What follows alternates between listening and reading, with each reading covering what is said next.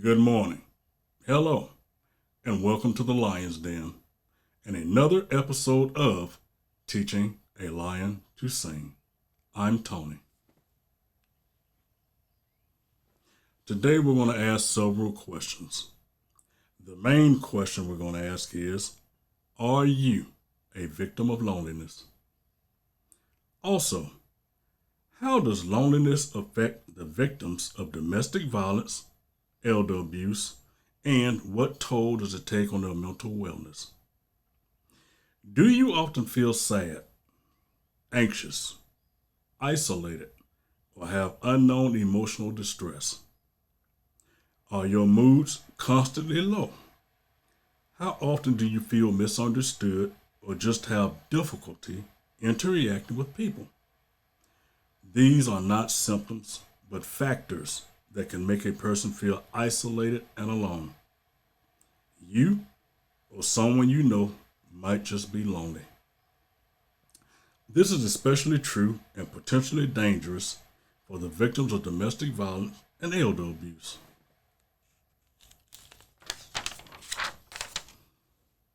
We're going to start with domestic violence against men and women. Yes, fellas, you can be victims as well. All too often, one common denominator or theme I've encountered through the years with the victims of DV and elder abuse is they suffer with low self-esteem. They often put themselves down, having a negative view of themselves. They also feel unloved. Unfortunately, some of us that are the closest to these victims are to blame for these feelings of isolation.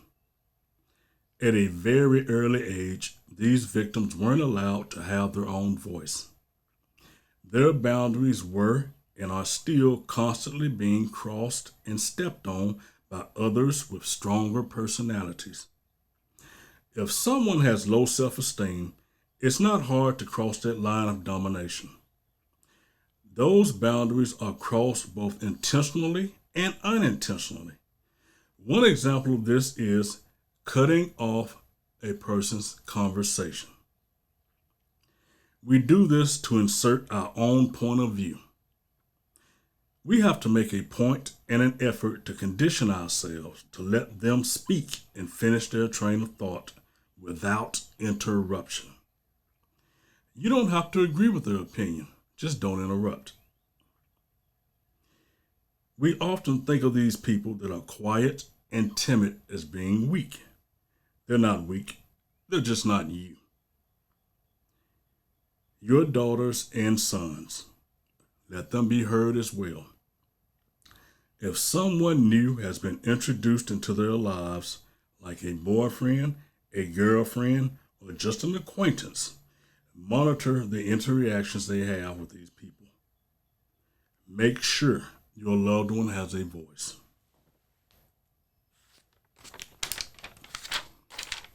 If the other person controls the conversation, that is a serious red flag. You have to intervene. You need to have that conversation. As uncomfortable as it might be, have the conversation. If we allow potential victims to consistently lose their voice, they become withdrawn. They become accustomed to letting other people be their voice. They take the back seat in every relationship. They do this just to feel accepted. They need attention and acceptance, which makes them fall prey to an abusive, controlling person. The abuser takes advantage and controls with a heavy hand.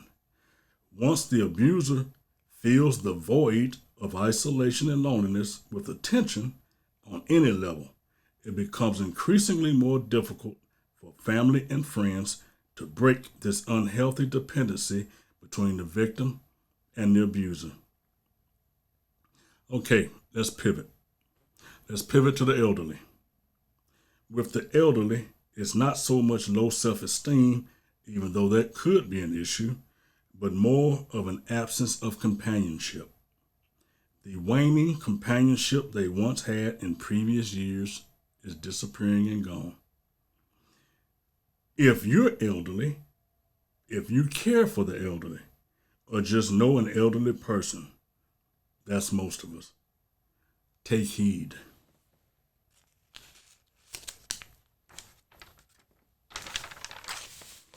Now what I want you to do is take a minute and imagine your own friends, your family, your children.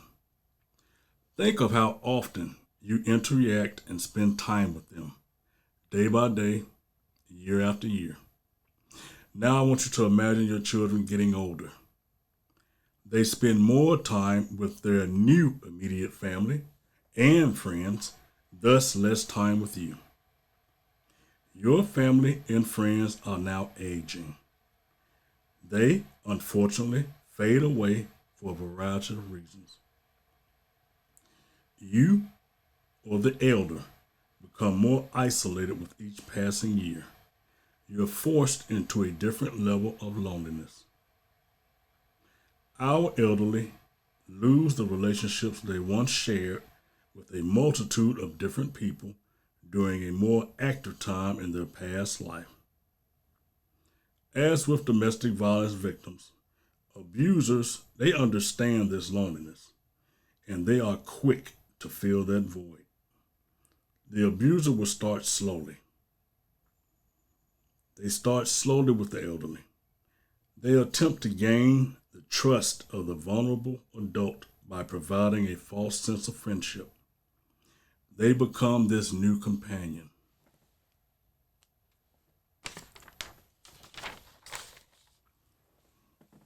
However, friendship isn't what the abuser wants.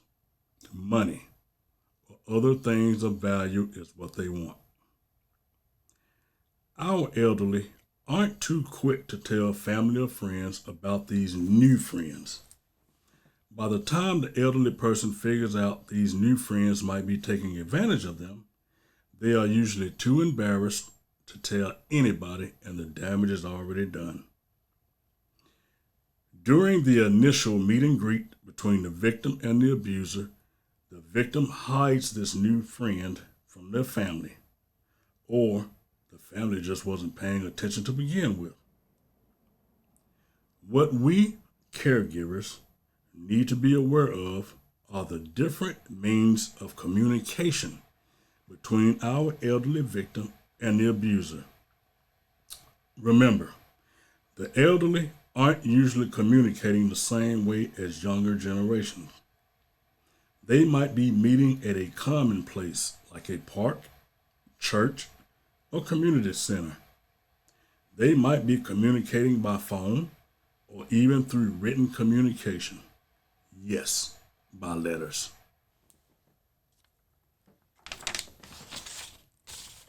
Now, what is the common denominator and attachment between the victims of domestic violence and elder abuse in all of these situations? Loneliness and isolation.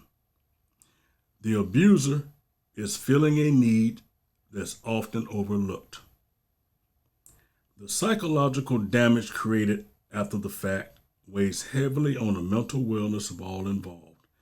Victims are extremely reluctant to trust and reluctant to ask for help. What can we do if we feel our loved ones have become a victim? You've got to start early. Listen without interrupting. Share your time. You don't have to give up time you don't have. Just don't be elusive. Find and acknowledge the positives with those that exhibit low self-esteem. Give them a voice and positive reinforcement at any cost. Be a little nosy, especially with elders in your care, because if you're not occupying their time, you need to find out who he is.